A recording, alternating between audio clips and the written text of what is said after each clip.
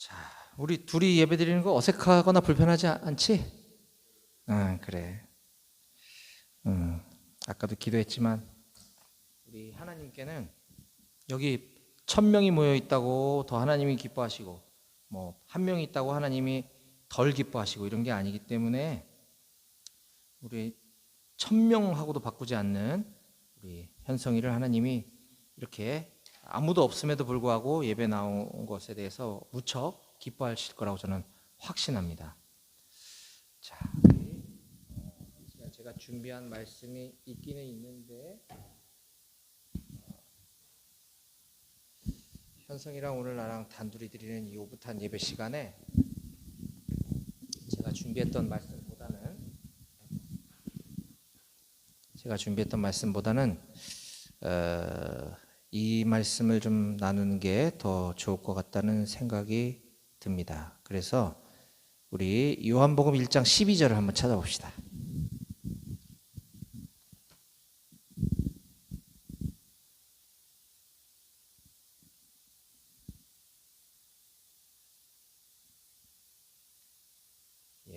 요한복음 1장 12절입니다.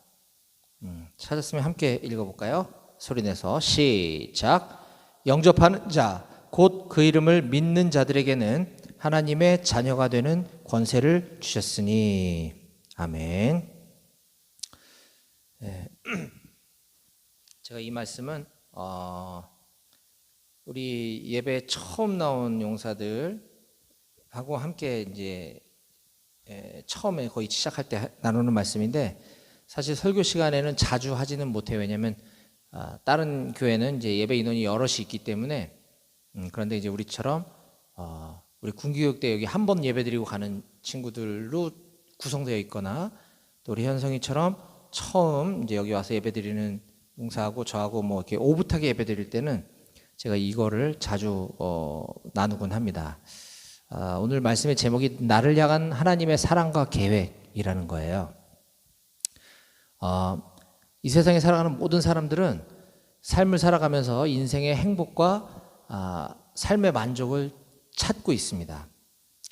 그래서 누군가는 공부를 많이 해서 학위를 많이 얻고 박사학위가 돼서 어떤 명예, 어떤 이런 지적 욕구를 채우는 데서 삶의 만족을 찾기도 하고요.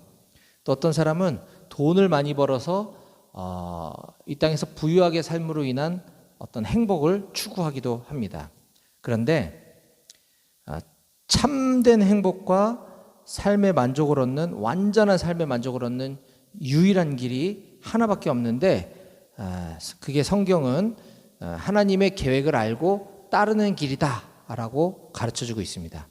그러니까 모든 사람들이 추구하는 행복과 삶의 만족을 채워줄 수 있는 완전하고 유일한 한 가지는 바로 하나님의 사랑과 하나님의 계획을 아는 것이다. 그리고 그 하나님의 계획과 사랑을 따르는 길이다라는 것이에요.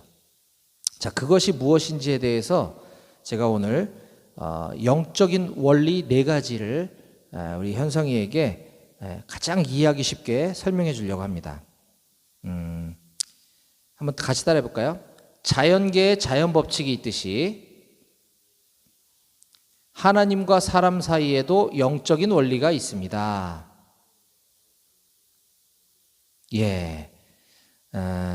하나님의 계획이 무엇인지를 잘 이야기해 주는 4가지 영적인 원리에 대해서 제가 하나씩 지금부터 설명할게요. 자, 첫 번째 제1원리입니다. 이것도 같이 따라해 봅시다. 하나님은 현성이를 사랑하시며 현성이를 위한 놀라운 계획을 가지고 계십니다. 하나님은 원래 모든 사람이 불행하거나 비참하여 패배된 삶을 살도록 계획하진 않으셨어요. 그렇겠죠? 많은 사람들이 그런데 기독교는 되게 감정적이고 또 혹은 광신적이거나 혹은 나의 삶에서 즐거움을 빼앗아가는 종교라고 착각들을 합니다. 그러나 성경은 하나님이 세상을 이처럼 사랑하사 독생자 예수 그리스도를 주셨으니 이는 그를 믿는 자마다 멸망하지 않고 영생을 얻게 하려 하심이라 라고 말씀하셨습니다. 또한 성경은 하나님이 사람에게 풍성한 삶을 살도록 하셨다고 우리에게 말해줍니다.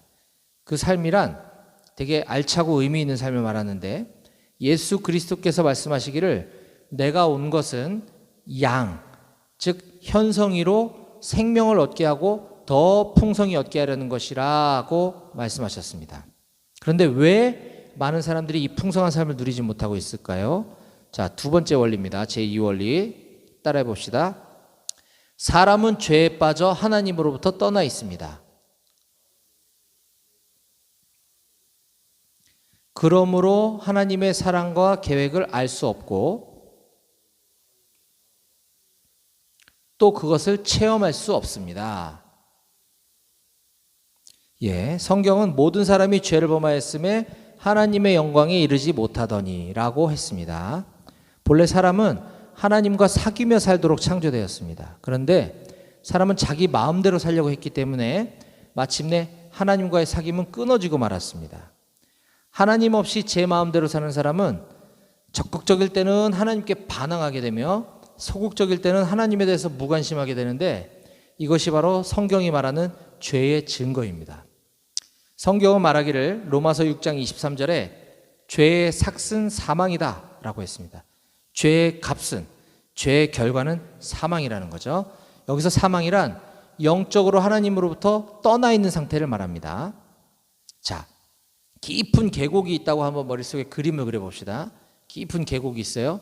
여기 높은 산, 이쪽에 높은 산, 중간에 계곡이 있는데 한쪽에는 하나님이 계시고 다른 한쪽에는 사람이 있습니다. 자, 하나님은 거룩하시고 사람은 죄에 빠져 있어요.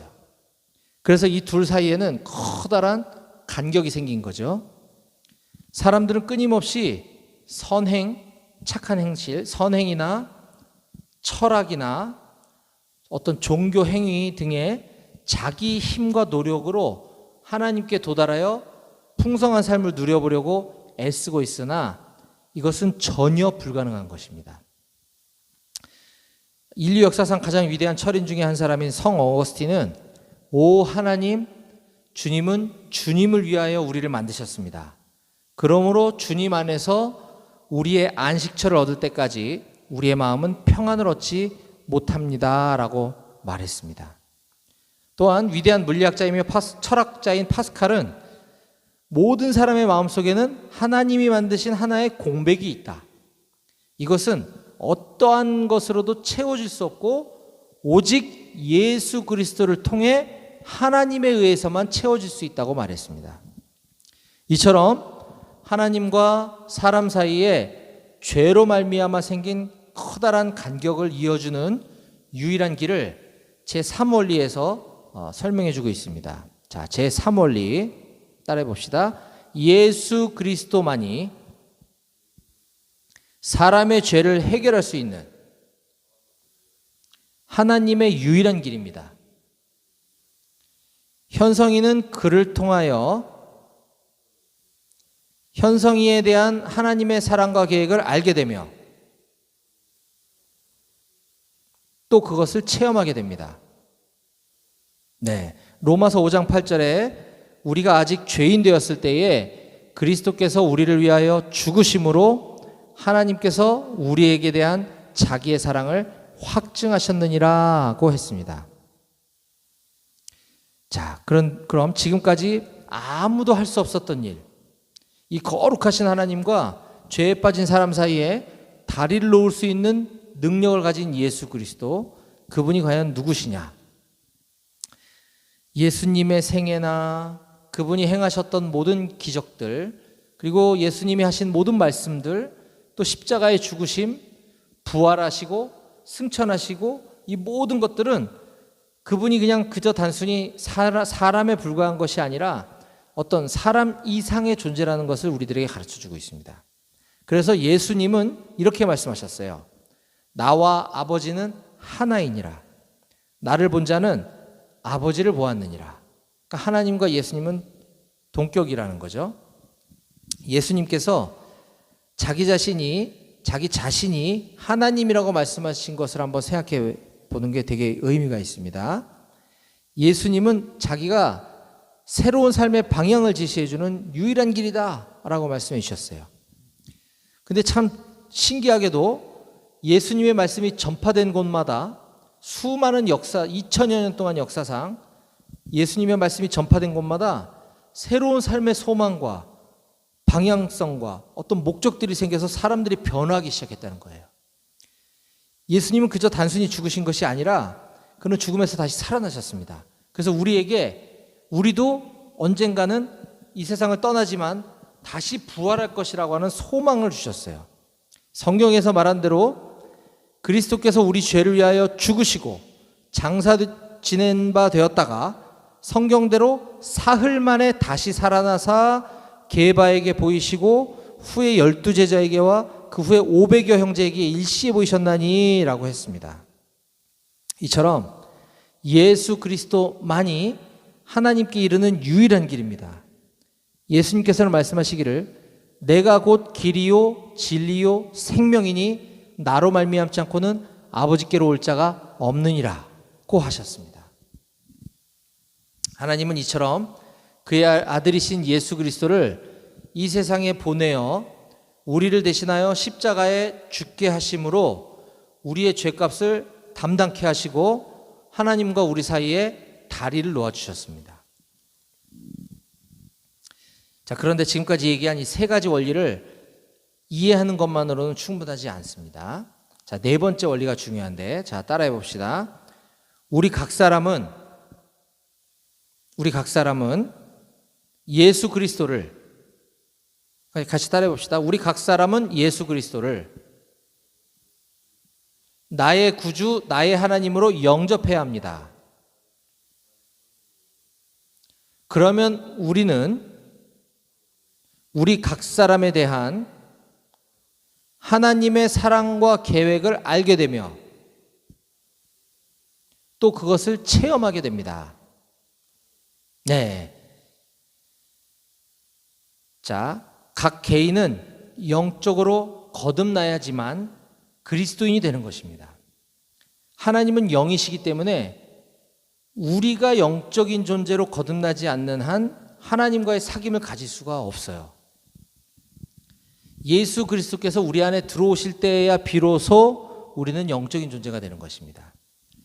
예수님께서 우리 안에 들어오시기 전에는 우리가 하나님을 이해할 수도 없고 알 수도 없고 우리를 향한 하나님의 그 사랑 그리고 우리를 향한 하나님의 그 놀라우신 계획에 대해서 우리는 아무것도 알 수가 없어요. 그러다 보니 성경은 그저 지루하고 재미없는 책에 불과한 것이죠. 자, 그러므로 우리는 예수 그리스도를 영접해야 합니다. 우리가 아까 처음에 읽었던 요한복음 1장 12절에 영접하는 자, 곧 그 이름을 믿는 자들에게는 하나님의 자녀가 되는 권세를 주셨으니 라고 약속해 주셨습니다. 그러므로 우리는 믿음으로만 그리스도를 영접할 수 있어요. 에베소서 2장 8절 9절에 너희가 그 은혜를 인하여, 우리 아까 은혜 찬양 많이 불렀죠? 믿음으로 말미암아 구원을 얻었나니, 믿음으로만 구원을 얻었나니 이것이 너희에게서 난 것이 아니요 하나님의 선물이라.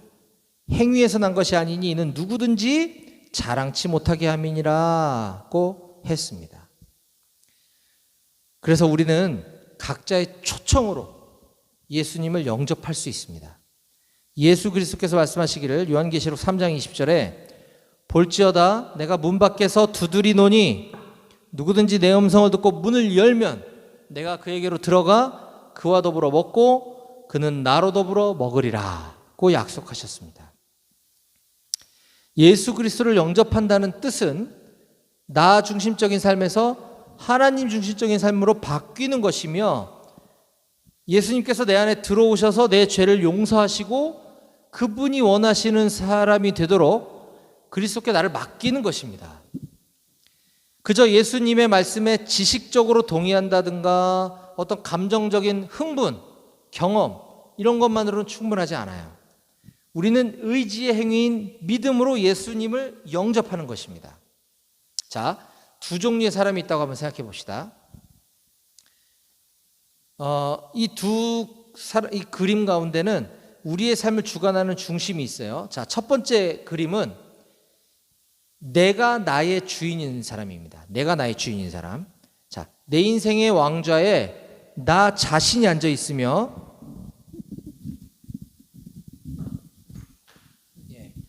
내 인생의 왕좌에 나 자신이 앉아 있으며 예수 그리스도는 내 인생의 밖에 계십니다. 자, 그러므로 모든 일을 나 자신이 주관하므로 자주 좌절과 혼란에 빠지게 돼요. 자, 그런데 두 번째 그림은 예수 그리스도가 나의 주인인 사람입니다. 아까는 내가 나의 주인인 사람이고, 두 번째 그림은 예수 그리스도가 나의 주인인 사람이에요. 자, 그리스도께서 내 인생의 왕좌에 앉아 계시고, 나는 내 인생의 왕좌에서 내려와 모든 것을 그리스도께 맡겼어요. 다. 모든 일을 그리스도께서 주관하심으로 하나님의 계획과 딱 일치된 생활을 하게 됩니다. 자, 각 사람은 이 두 그림의 종류의 어느 하나에 속하게 되어 있는데, 자, 이제 중요한 질문을 현성이에게 할게요. 현성이는 어느 그림이 지금 현재 현성의 삶을 나타내주고 있다고 생각해요? 첫 번째, 내가 나의 주인인 사람. 두 번째, 그리스도가 나의 주인인 사람. 지금 현재. 네, 솔직하게 얘기해 주셔서 감사해요. 자, 그렇다면 현성이는 어느 그림에 속하게 되기를 원해요? 예수 그리스도가 나의 주인인 사람? 그렇죠. 자, 만일 현성이가 그리스도를 현성의 삶의 중심에 모시기를 원한다면 현성이는 지금 바로 이 자리에서 기도로 그리스도를 영접할 수 있어요. 기도는 하나님과 이야기하는 것입니다. 자, 예수 그리스도께서 현성이 중심에 들어오시도록 간절한 마음으로 기도하십시오. 하나님은 우리의 중심을 알고 계세요. 자, 그래서 입으로 하는 말보다는 중심의 태도를 보고 싶어 하십니다. 자, 이렇게 기도해 보십시오. 한번 눈을 감아 볼까요? 자, 제가 한번 쭉 기도해 볼게요. 잘 들어보세요. 주 예수님, 나는 주님을 믿고 싶습니다. 십자가에서 죽으심으로 내 죄값을 담당하시니 감사합니다.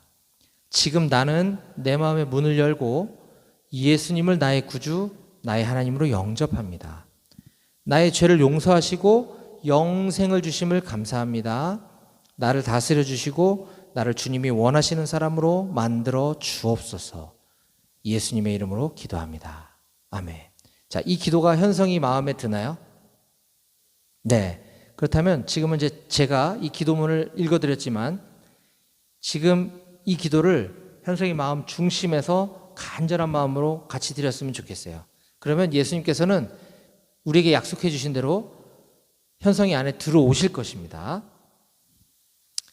자, 아까 이제 두 그림 중에 하나 어느 거냐고 물어봤더니 이거라고 했는데, 우리가 이거를 이제 혼돈하면 안 되는 것이, 난 예수님을 내 인생의 주인으로 영접합니다. 이게 이제 믿음의 시작인데, 이거는 변하지 않는 거예요. 그런데 우리가 살아가다 보면 때로는 죄를 짓기도 하고 또는 예수님을 잊고 살 수도 있지요. 근데 그것이 본질은 아니다. 본질은 내 인생의 주인을 내가 예수님으로 받아들이겠습니다 라고 하는 이 마음가짐이 중요한 거거든요. 이것이 믿음인 거예요. 내가 살아가면서 때로는 제대로 못 믿는 것 같은 거, 이거는 믿음이 아니라 그냥 드러나는 행위인 거죠. 그걸 헷갈리지 않았으면 좋겠어요. 자, 그래서 지금까지 예수님이 그냥 막연한 좋은 분이었다면 지금 이 시간에 나의 주인으로 오십시오. 내가 주인으로 예수님을 모시겠습니다. 내 인생의 주인을 내가 예수님으로 바꾸겠습니다 라고 하는 결단의 기도를 같이 했으면 좋겠어요. 그렇게 하겠습니까? 네.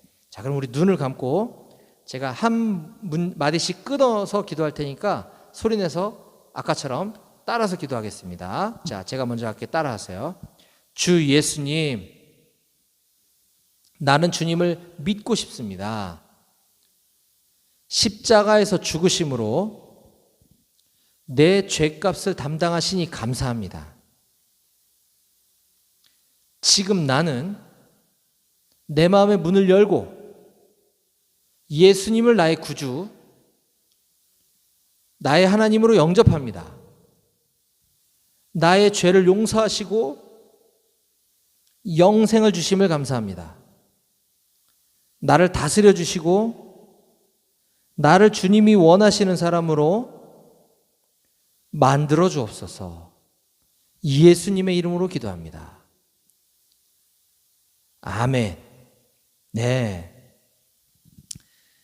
자, 제가 아까 얘기했듯이 주님을 영접하고 내가 예수님을 믿겠습니다라고 하는 것은 단회적인 거예요. 단회.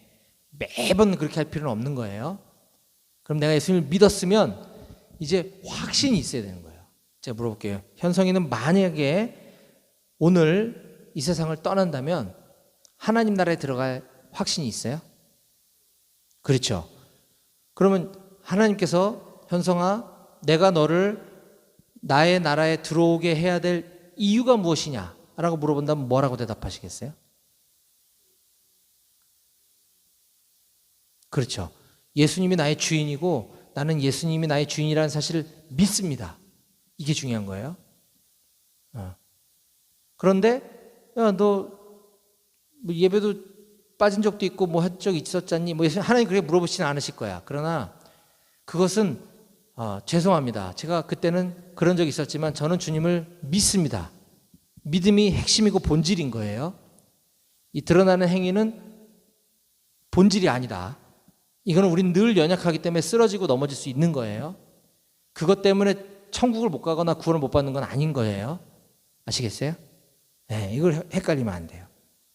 자, 예수님께서는 히브리서 13장 5절에 내가 과연 너희를 버리지 아니하고 과연 너희를 떠나지 아니하리라 라고 우리에게 약속해 주셨어요. 내가 너희를 버리지 아니하고 과연 너희를 떠나지 않을 거야 라고 약속하셨단 말이에요. 그런 하나님이 우리에게 거짓말하실 수 없는 거죠. 그렇죠? 그렇기 때문에 내가 믿음으로 예수님을 받아들이고 영접했다면 그 말씀이 진리라는 것을 신뢰한다면 우리는 구원 받은 거예요. 끝. 그 사실을 꼭 믿고 자, 지금부터 하나님 만나는 그날까지 그렇기 때문에 우리가 하나씩 하나씩 차근차근 때론 넘어지고 실수하더라도 신앙생활을 통해서 믿음이 더욱더 자라가기를 주님의 이름으로 축원합니다. 아멘. 기도하시겠습니다.